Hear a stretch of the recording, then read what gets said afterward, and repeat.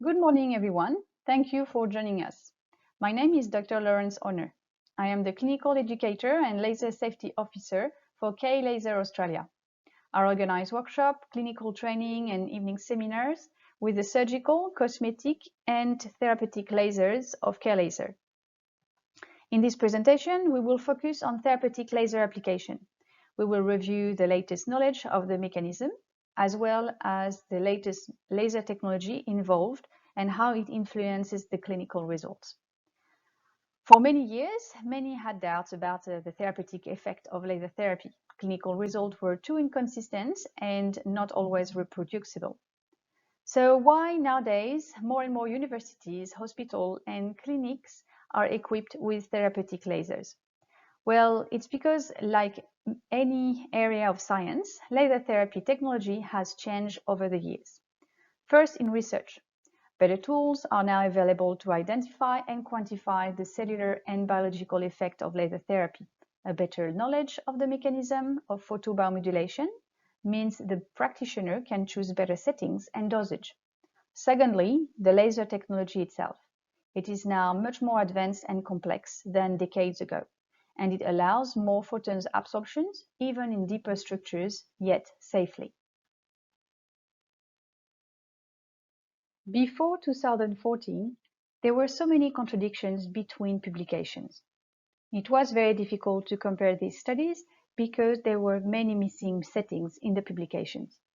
For example, some study would mention the wavelengths used, but not the power, or fluence, use different names, different laser technology, or the same dosage would be used to target tissues at different depths. Imagine the confusion. To compare and progress, scientists needed to use the same vocabulary and indicate every parameters and settings used during their experiment. This standardization occurred in 2014-2015 by adopting the medical terminology of photobiomodulation.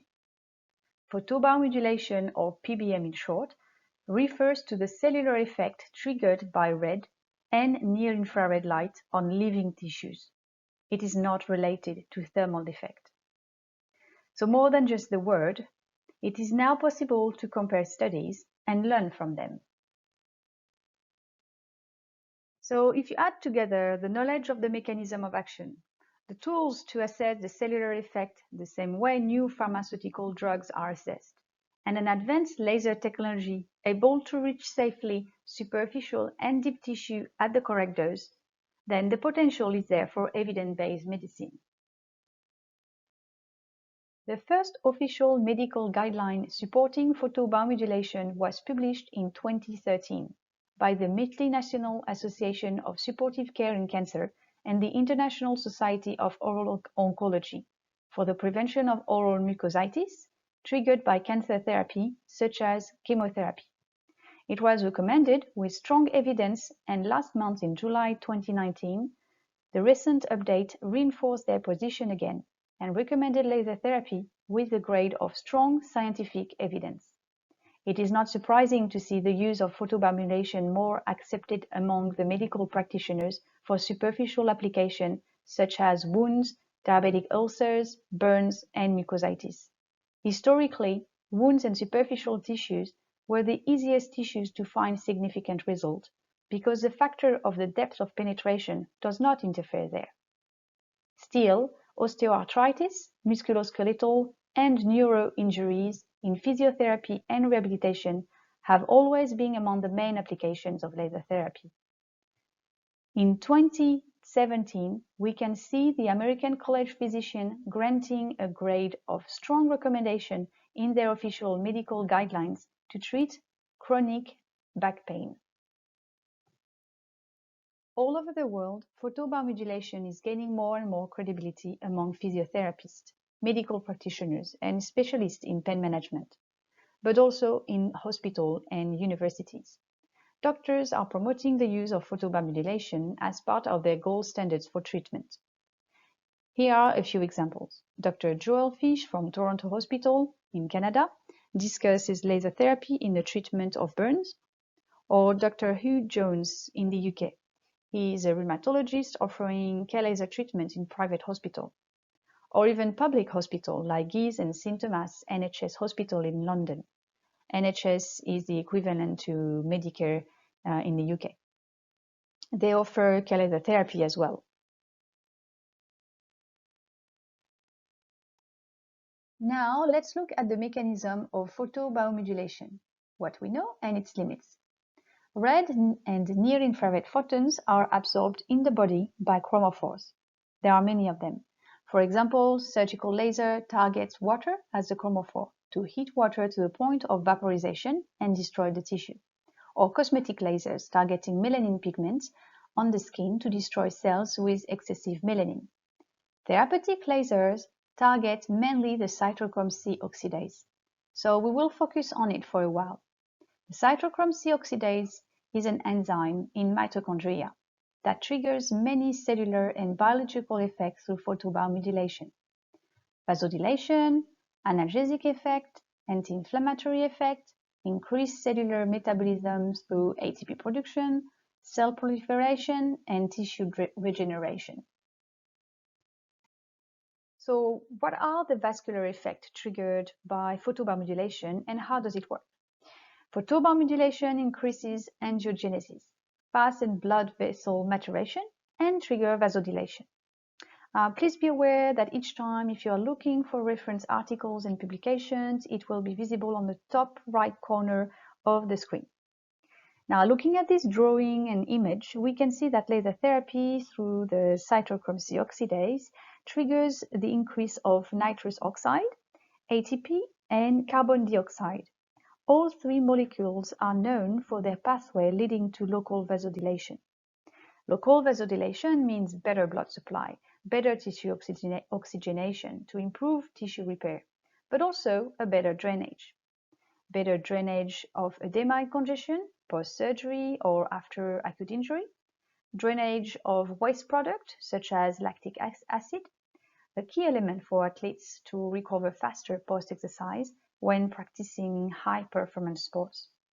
Drainage of pro-inflammatory cytokine and other inflammatory mediators. This is one of the many processes where photobiomodulation decreases inflammation. This is an example that explains how vasodilation is assessed on a human being. It is called venous occlusion plethysmography.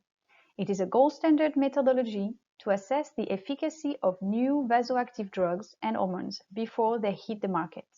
As you can see in this publication, see the top right corner, this method is also used to assess the vasodilation effect of photobiomodulation. This specific study with a K-laser compared 3 different dosages to find optimal settings, power and fluence, that triggers the best vasodilation effect for a specific condition in the bicep. The acceleration of wound healing and other tissue involve the local vasodilation and better tissue oxygenation, but also cell proliferation with the increase in production of many growth factors.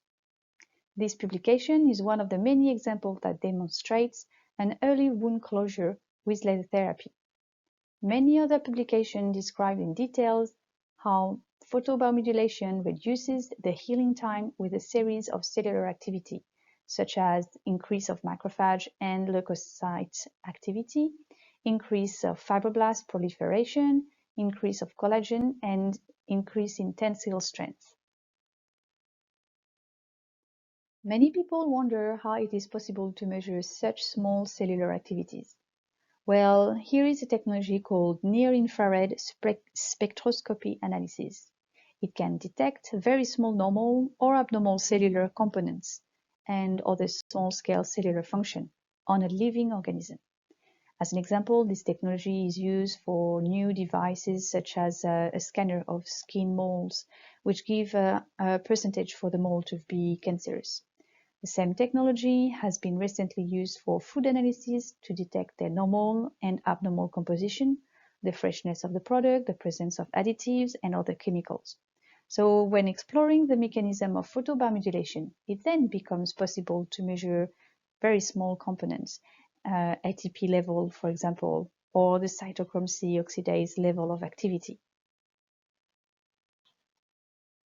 Now quickly, let's talk about the mechanism of action for the reduction of inflammation and the analgesic effect triggered by PBM. There are many good publications available that detail their pathway. If you look at the top right corner, you will find some reference on this slide and the next one. They resume well both effects. This slide resumes most of the pathway resulting in reducing inflammation. The stimulation of vasodilation and an increase of angiogenesis that we talked about earlier and washed away pro-inflammatory mediators. The increase of several molecules that are involved in inflammation and the suppression of inflammation, such as leukocyte, prostaglandin, leukocytes. The decrease of other molecules that are pro-inflammation, such as C-reactive proteins, neopterin levels, and interleukin-1 beta. You can read the others as well, the stabilization of cellular membrane, enhancements of ATP production, and many others. Similarly, these slides sum up the PBM pathway resulting in analgesia. We can group the ones that influence neuroreceptor, such as the increase of acetylcholine, serotonin release, increase of beta endorphins, decrease of bradykinin levels, and the one that influence nerve cells itself, increase their action potentials, nerve cell regeneration, ion channel normalization, and blocking the depolarization of C fiber afferent nerve. To assess the analgesic effect, I would like to give you another example, the HILT domain. It was studied in the late 90s to understand the analgesic pathway of the paracetamol. It is now used as a marker to evaluate the analgesic effect of new drugs before they become available on the market. PBM is able to activate the HILT domain as well. It means that photobiomodulation is able to produce an analgesic effect the same way as pharmacological treatments. For the curious, I have listed a few recent applications about other mechanisms not yet understood and opening new grounds, like promoting cell survival, modulating the immune system, or transcranial applications for anxiety and depression. Many people ask, do you have scientific proof that laser therapy works? The answer is yes. There are no doubts that photobiomodulation works. The challenge now is to establish which settings are optimal, which wavelengths, what power, how many joules, which delivery mode, continuous wave, pulsing, superpulse, which frequency of pulsing, what type of light source. The difficulty is that optimal settings should be investigated at different depths and for each type of tissue, chronic, acute, neuron, chondroblast, fibroblast, etc. For now, there is no official consensus about which wavelengths, power, or modality produce the best result, only trends. It means that the ideal laser technology will not only display one, but all of these options. This way, the practitioner is able to adapt the settings as the latest research brings updates. Let's look at each of them and their influence on dosage and clinical results. The wavelengths. Previous generations laser used to emit only one wavelength, and you would have to change the tip of the probe to change wavelength. Now, most professional laser will emit at least two or more at the same times from the same handpiece. How is it progress? Is it better to emit one or four wavelengths simultaneously? Well, wavelengths influence the depth of penetration. They have different affinities for different chromophores, and the timing to obtain a cellular response also varies according to different wavelengths. This graph represents the coefficient of absorption of each chromophore depending on the wavelength. Hemoglobin and melanin are highly absorbed in short wavelengths, but much less with longer wavelengths. It is the opposite for the water chromophore. The water chromophore is the main component in the body, and when it is absorbed by water, then the photons have more difficulty to reach the other chromophores. In between is the therapeutic window. Therapeutic wavelengths varies from 600 nanometers in the red light to 1100 nanometers approximately in near infrared. So let's look at the coefficient of absorption of the cytochrome C oxidase, the black line on the graph. The maximum absorption is mainly in the 800s nanometers, but almost no in the 700s, and it drops rapidly after 900 nanometers as well. You can notice as well another peak of absorption in the 600 nanometers. So this curve explains how for years before the mechanism was understood, lasers has traditionally always been using wavelengths in the red light in 600 nanometers and in between 800 and 1000 nanometers. By experience, wavelengths in the 700s did not seem to perform well, and now we understand why. The red light in the 600 is almost always present in a laser device as it is the color of the red beam. Without it, the practitioner could not visually see the beam. The melanin pigment. With the wavelengths of the red light, 660, 600 nanometers, many photons will get absorbed in the surface, which is great when the tissue targeted is skin, hematoma, and wounds, because it would keep the focus on superficial lesions. However, melanin becomes an obstacle when the tissue targeted is deeper, such as muscle and joints. The question rises about wavelengths above the 950 nanometers. What chromophore is activated as the coefficient of absorption of the cytochrome C is quite low? The main theory is that these wavelengths are absorbed by water, but not massively because the coefficient of absorption is still quite low, just rising. It would create a local gradient of temperature, which would trigger local vasodilation and increase blood flow in the tissue. Also, remember the erythrocytes. They do not contain any mitochondria, so there's no cytochrome C present in those cells. On these cells, one of the chromophore is hemoglobin pigment. It seems to trigger an increase in gas exchange and increase tissue oxygenation that way. More chromophore may be found in the future with different mechanisms of action. So it seems logical to think that emitting several wavelengths at the same time would bring complementary effect. Wavelengths also influence the depth of penetration. Longer wavelengths penetrate deeper. So among the wavelengths that target the cytochrome C, the 800 nanometers penetrate deeper than the 600 nanometers. The 970 nanometers and above would penetrate deeper and target water chromophore mainly. So again, it seems logical to think that emitting several wavelengths at the same time would bring a complementary effect at various depths of tissue. In this graph, they measured the activity level of the cytochrome C oxidase a long time after exposure at various wavelengths. This is just an example to show that each wavelength has a different timing. In this example, the 640 nanometers red light rise the activity level at 2 hours, then drop to increase again at 24 hours post-exposure. The 830 nanometers follow the similar pattern with the first peak at 10 minutes, then at 24 hours post-exposure. And the 905 increases at 2 hours. So again, it seems logical to think that emitting several wavelengths at the same time would bring complementary effects. Now the power.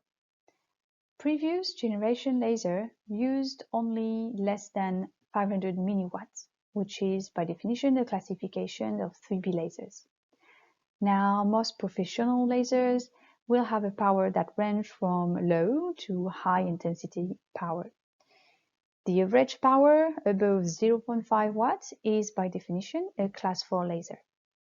It means that 1 watt power or 20 watt power, both are classified as a class 4 laser, even though one is 20 times more powerful than the other. So power depends on the light source. It influences dosage at different depths in watt per square centimeters, in joule per square centimeters. Higher power means faster speed of treatment, which allows you to treat larger area. So do you get better result when you treat larger area?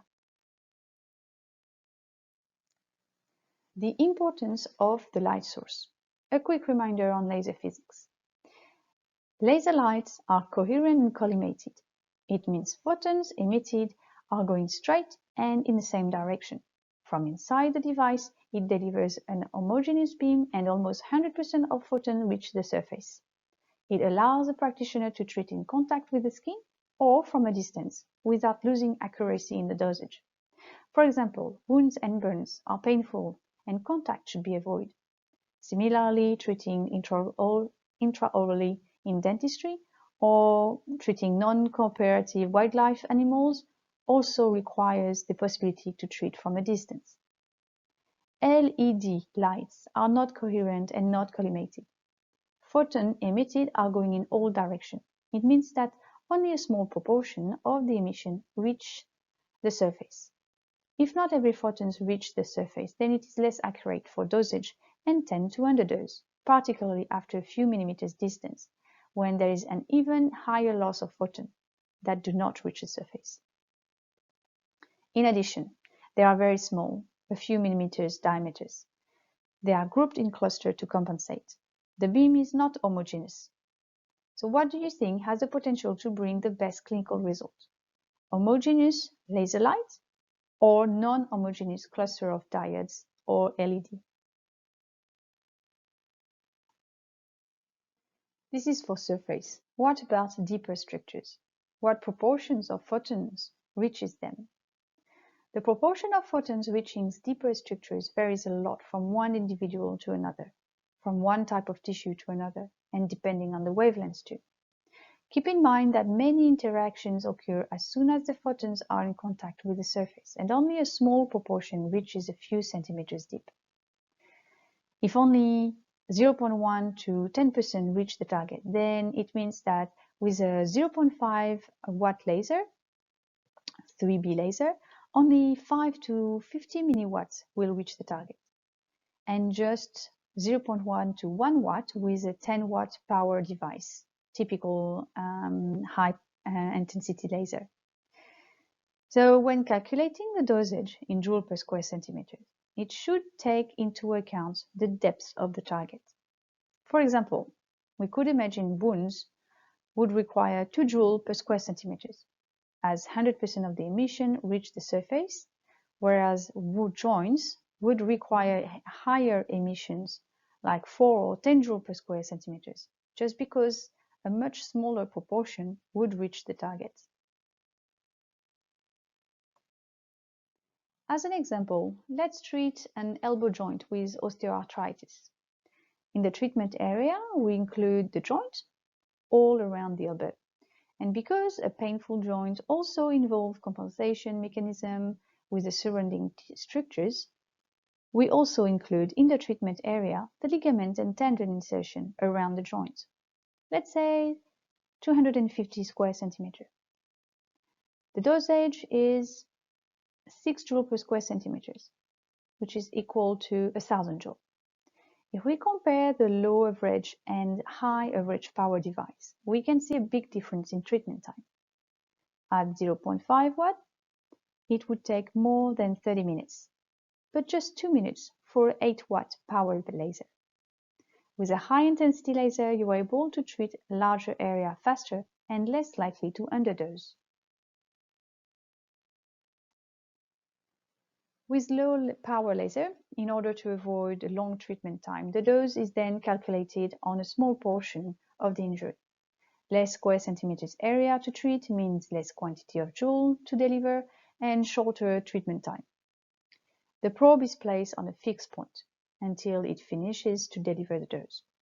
Then, if necessary, it can be repeated several times to cover a larger area. High average power lasers. They deliver photons much faster. It means the dose is calculated to include the injured site and the surrounding tissue. More square centimeters are covered in a scanning motion, not on a fixed point. So what do you think has the potential to bring the best clinical result? Treating a small portion of the injured site or the whole site and surrounding tissue? You can see on the top right corner some of the many publications comparing low and high power clinical results. Power density. Is it necessary? Some practitioners say that it is only a matter of time. The result will be the same with a low power device as long as you stay long enough to reach the same amount of joules. It is true for the number of joules, but not for the power density. Low power device remains limited in power density for deep tissues. As a health practitioner, you are likely to be familiar with X-ray technology. If the X-ray machine is not powerful enough, the radiography is not of good quality. You can compensate to a certain extent by increasing time m8, then the picture will be too blurry. You need power to run good quality X-ray. Or even simpler, let's look at an oven. Will you have the same result cooking your chicken at 200 degrees for 30 minutes or 100 degrees for 2 hours? It is the same logic with laser technology. Watt per square centimeters power density does matter, particularly for deeper structure. Now, what about safety? From a power such as 6 watts and above, high average power generates some heat. This level of power is used to target deep structure and a large area, which means the laser is in constant motion to cover all the area like a scanner. So the patient only feels a nice warm feeling. Heat is not part of the photobiomodulation effect. It is a side effect. A good one when treating joint and muscle anyway, as heating the tissue helps with muscle relaxation and stretching. Heat is not recommended for wounds and burns, for example. But again, for such application, the software would use a low power density because the tissue targeted is so superficial. And at low power density, there is no heat, so it is safe. Used outside the way it should be, high power laser could be dangerous, the same way a kitchen knife or a hot water bottle is dangerous. It can damage the eyes, and this is the reason why some states require a Class 4 laser license. And only health professionals are eligible for it. Home users are not allowed to possess or use one. It is for health professionals only. With K-Laser, when you receive your device, we always include safety, technical, and clinical training. This heat is one of the limits of continuous wave lasers. This is one of the reasons pulsing and superpulse laser have been developed, and we will explain this modality in a minute. Again, I have included a couple of references that show the safety of high power laser. There is one from the public London Hospital St. Thomas. They released an education pamphlet for patients, and it's precise well, K-laser therapy do not burn. The second is a study over 120 horses done by 2 European universities together. Horses are much larger than human beings, and they use quite a high power density for treatment. Among their conclusions, they stated that high power laser can be safely used. So now you can answer yourself the question, what do you think would give the best results when treating deep structures, low level or high power lasers? The last parameter to understand is the delivery mode. At first, therapeutic lasers used to emit photons only in continuous wave. Today, professional laser can emit in continuous wave, pulsing, and superpulse. It is difficult to say which one is best for which condition or type of tissue. However, each modality has advantages and drawbacks. So it would make sense to have a laser designed to give access to all the modalities and use the advantages of each mode. Continuous wave means that the power of the laser is on all the time of the treatment. The peak power is the same as the average power. In contrast, pulsing means that the laser alternates time on and time off. For example, 50% on and 50% off. This pulsing can be very fast or very slow. The speed of the pulsing is defined by a pulsing frequency which varies from 1 to 20,000 Hz. The average power is half the peak power because in this case the laser is 50% of the time off. Finally, the superpulse. It is a form of pulsing, but with a very high power. So the device appears very powerful, but the time on is very short, just a nanosecond. T off is almost 100%, and the time on is really tiny. So in fact, the average power, the true power capacity of the device, is really low. Knowing that for each of these modalities, the power density at death will be different, do you think clinical results are the same when the same dose is delivered in continuous wave, in pulsing, or in superpulse? Clinically, what does it mean? Continuous wave laser. Because the laser is on all the time, this modality delivers a large number of joules faster than any others. The treatment time is shorter. For superficial application, low power is required, so there is no specific issue. However, for deep tissue application, high power density in watt per square centimeters is required, and continuous wave lasers are limited due to the heat developed at the skin level. This is why pulsing and superpulse laser technology were developed. Pulsing lasers, it increases the treatment time because 50% of the time the laser is off. But it is safer for darker skin where melanin tends to retain more photons in the surface. The other advantage is that pulsing laser allow the practitioner to choose one frequency from 1 to 20,000 Hz according to the type of tissue targeted. We'll talk about it in the next slide. Superpulse lasers. It was the next step in laser technology. It allows high power density in deep structure in watt per square centimeters. A high power density that otherwise would cut and burn the skin. But because it is pulsed on such a short period of time, in nanoseconds, the tissue in the surface do not have time to burn and it is very safe. Now, class 4 and class 3B can both be a superpulse laser. We cannot say that superpulse penetrates deeper than class 4 or class 3B. The drawback of this superpulse is that because a superpulse laser is on for such a tiny period of time in nanoseconds, its capacity to deliver quantity of joule is really low, and the treatment times is really long. So we are back to the same limit as a low-power laser to 3B. The dosage is calculated for a small portion on a fixed point and to have a more convenient treatment time. The good news is that K-Laser has developed the ISP, Intense Superpulse. It takes advantage of the safety and high power density in deep tissue of the superpulse and of the capacity to deliver a large quantity of joule like the continuous wave. Now, just a quick word about pulsing frequencies. Do you think clinical results are the same when the same dose is delivered at 1 Hz pulsing or 1000 Hz pulsing or 20,000 Hz pulsing? Well, as if it was not complex enough, publications now reveal that each tissue tends to respond better to some specific frequency and a bit less from others. So there is no perfect modality. Each of them has benefits and limits.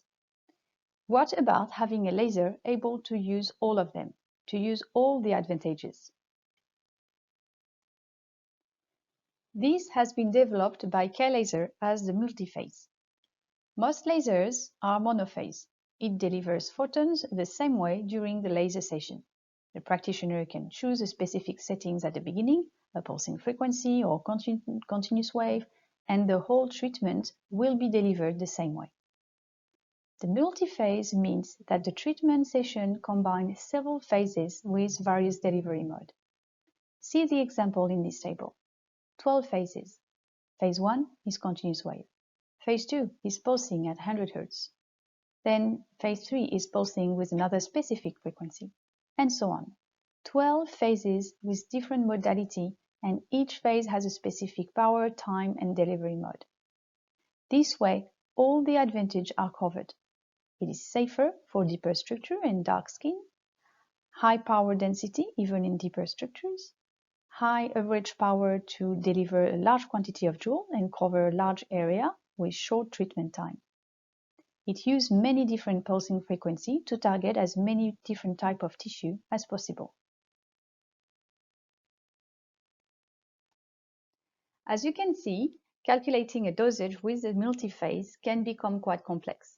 Luckily, the software has many presets programmed to calculate the correct dose for many common applications, from acupuncture points to neck pain, diabetic ulcers, osteoarthritis, post-surgical procedures, and many others.